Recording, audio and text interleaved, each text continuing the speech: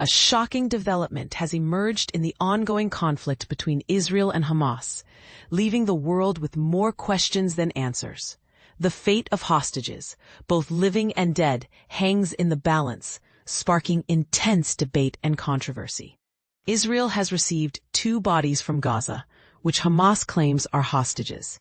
The Israeli Prime Minister's office confirmed this, stating that the remains were transferred via the Red Cross and will now undergo formal identification. This news comes amidst a backdrop of outrage in Israel, as the terms of the recent ceasefire deal explicitly called for the release of all hostages, living or deceased, from Gaza. Hamas, however, has a different story to tell. They claim that finding the remaining bodies has been an arduous task, with many still buried under the rubble caused by Israeli airstrikes. The situation is further complicated by Israel's restriction on heavy machinery and diggers entering Gaza, making the recovery process even more challenging. In a bold move, the Israeli Prime Minister's office has ordered the Rafah border crossing, a vital lifeline for Palestinians seeking medical assistance and those returning home, to remain closed until further notice. The reopening of this crossing, they say, will depend on the return of the final hostage remains and the full implementation of the ceasefire agreement.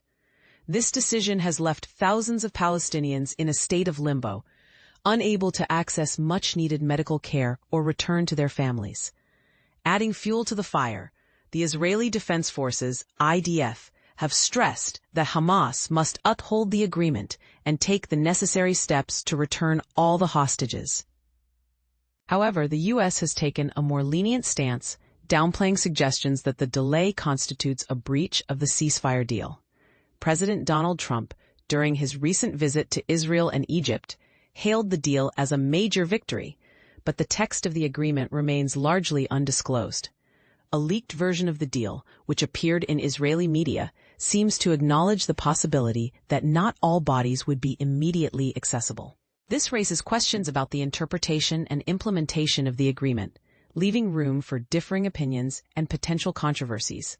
Hamas, for its part, has blamed Israel for making the recovery process difficult, citing the destruction caused by airstrikes and the restriction on heavy machinery. The UN humanitarian chief Tom Fletcher described the Gaza Strip as a wasteland, with people desperately searching through the rubble for bodies and trying to locate their homes, many of which have been reduced to flattened ruins. As part of the U.S.-brokered ceasefire deal, Hamas has indeed returned all 20 living hostages to Israel.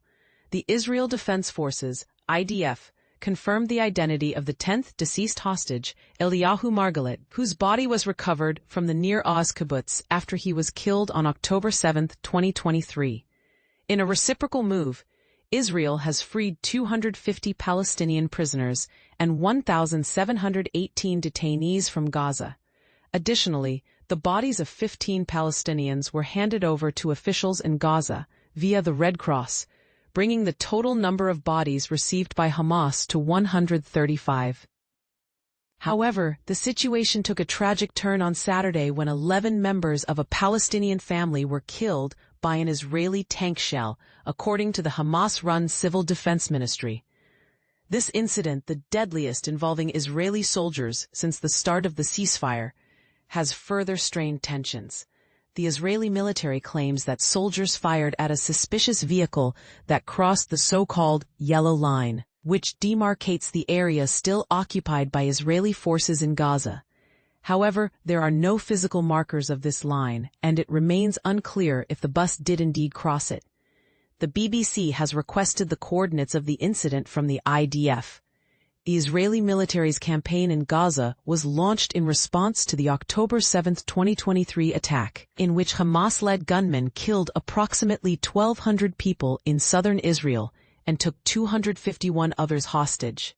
Since then, at least 68,000 people have lost their lives due to Israeli attacks in Gaza, according to the Hamas-run Health Ministry, whose figures are considered reliable by the UN. In a damning assessment, a UN Commission of Inquiry in September accused Israel of committing genocide against Palestinians in Gaza.